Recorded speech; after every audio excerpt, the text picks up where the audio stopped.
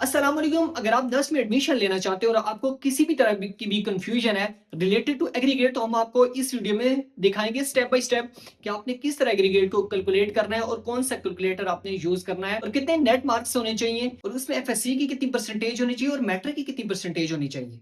मैं हूं मोहम्मद हफीज और आप देख रहे हैं प्रिपेयर हब। चलो वीडियो स्टार्ट करते हैं। एफएससी प्री इंजीनियरिंग और आईसीएस के स्टूडेंट्स के लिए एग्रीगेट जो होता है वो तीन चीजों से मिलकर बनाया जाता है।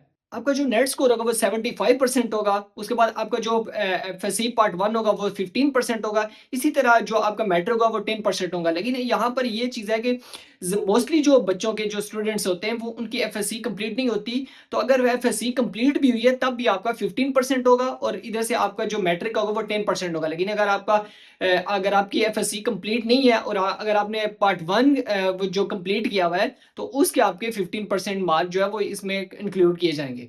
अच्छा, इसमें आपने एक चीज देखी होगी कि जो नेट की परसेंटेज है वो 75% है और इसका सबसे हाई वेटेज होता है। तो चलो मैं आपको एग्जांपल के साथ समझाता हूँ। अगर किसी भी स्टूडेंट के 150 मार्क्स हैं आउट ऑफ 200 और इसी तरह आपके जो मैट्रिक के हैं वो 85% है और इंटर के जो है एफएससी पार्ट 1 के हैं वो आपके 90% हैं। अच्छा, इसमें सबसे पहले आप नेट परसेंटेज निकालेंगे 150 डिवाइडेड बाय 200 मल्टीप्लाई बाय 100। अब हम एग्रीगेट कैलकुलेट करेंगे।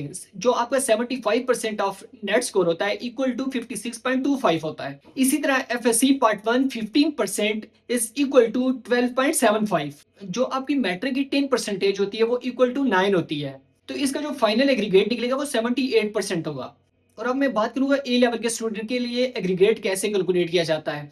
और अगर आप ए लेवल के स्टूडेंट हैं और नर्स में एडमिशन लेना चाहते हैं तो आपको आपका एग्रीगेट किस तरह बनता है। आपका एग्रीगेट इस तरह बनता है कि आपका जो 25% होता है वो ओ लेवल पे बनता है, ना कि आपका ए लेवल पार्ट 1 पे बनता है, बल्कि वो नो ओ लेवल से उठाया जाता है। जो आपका ओ लेवल का 25% हो वो उसमें इंक्लूड किया जाएगा। और अगर आपका ए लेवल कंप्लीट है तो फिर उसके बाद आपका 15% आपका ए लेवल का इंक्लूड किया जाएगा स्कोर और 10% जो है वो आपका ओ लेवल का इंक्लूड किया जाएगा। लेकिन अगर आपका ए लेवल कंप्लीट नहीं है तो आपका पूरे का पूरा 25% जो है वो ओ लेवल का इंक्लूड किया जाएगा और 75% आपका नेट स्कोर होगा। फॉर एग्जाम्पल अगर नेट स्कोर 70% है और आईबीसीसी इक्वल टू 72% है तो एग्रीगेट ऐसे कैलकुलेट किया 75% of net is equal to 52.5 and 25% of equivalence is equal to 20.5। सबसे इंपॉर्टेंट बात, अगर मैनुअल कैलकुलेशन से आप कंफ्यूज हो रहे हैं तो आप नस्ट ड्राइव का कैलकुलेटर जो है वो डिस्क्रिप्शन में दिया होगा, उसको ओपन करके आप क्लिक करके आप उस पर अपना एग्रीगेट कैलकुलेट कर सकते हैं। इस टूल में आप जब अपने नंबर ऐड करेंगे तो ऑटोमेटिकली आपका एग्रीगेट निकल आएगा और आप अपने नेट स्कोर को इम्प्रूव करके एक अच्छा स्कोर बनाकर आप एडमिशन ले सकते हैं। तो अगर आप हमारे चैनल पे नए हैं तो आप हमें सब्सक्राइब जरूर कीजिएगा। Thank you so much.